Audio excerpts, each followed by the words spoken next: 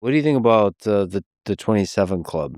A bunch of the music greats died at 27. Hendrix, Brian Jones, Jim Morrison, Janis Joplin, Amy Winehouse, Kurt Cobain. Kurt Cobain, of course. A big part of music history is linked to drug history. Mm-hmm. LSD, coke, heroin, weed, Smoking. smoking. I think about this a lot. If you go back and you watch videos, the Beatles, any of their movies, they're smoking all the time. The Get Back documentary, they're smoking constantly.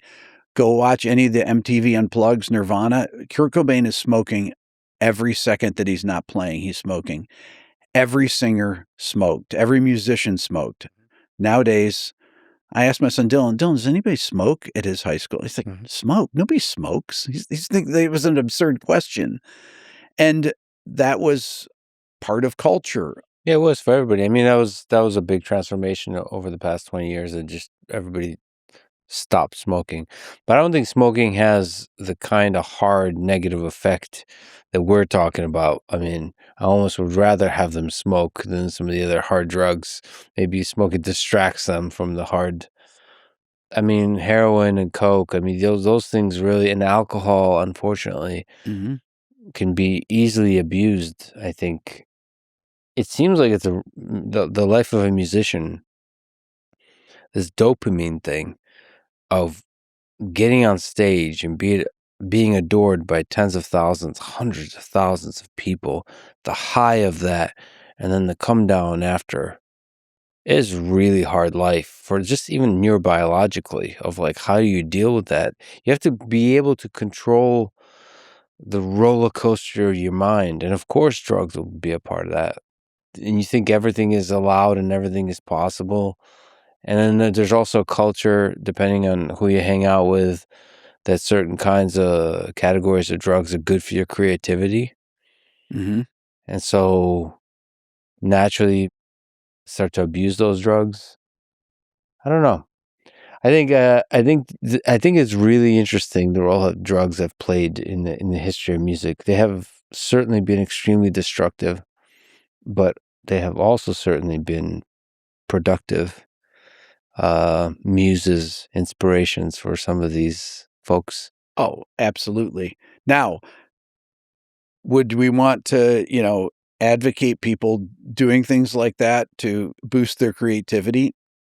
No. Well, I wouldn't, but just like smoking, which I think improved people's voices. I mean, really, the raspiness of it. Yeah. This is the reason that so many of these, virtually every famous singer, Mm-hmm.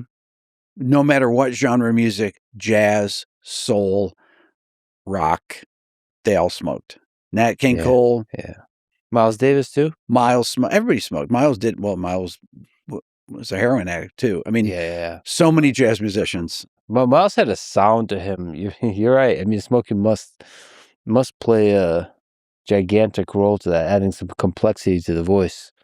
Yes. Yeah, some richness to the voice. Nat King Cole, he smoked, I think, 4 packs a day. He died of lung cancer.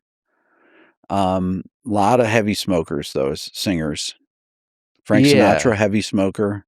McCartney was a heavy smoker. Lennon, all those guys smoked. Yeah, it's hard to know chicken or the egg, but I certainly wouldn't recommend doing drugs as a way to get better at music.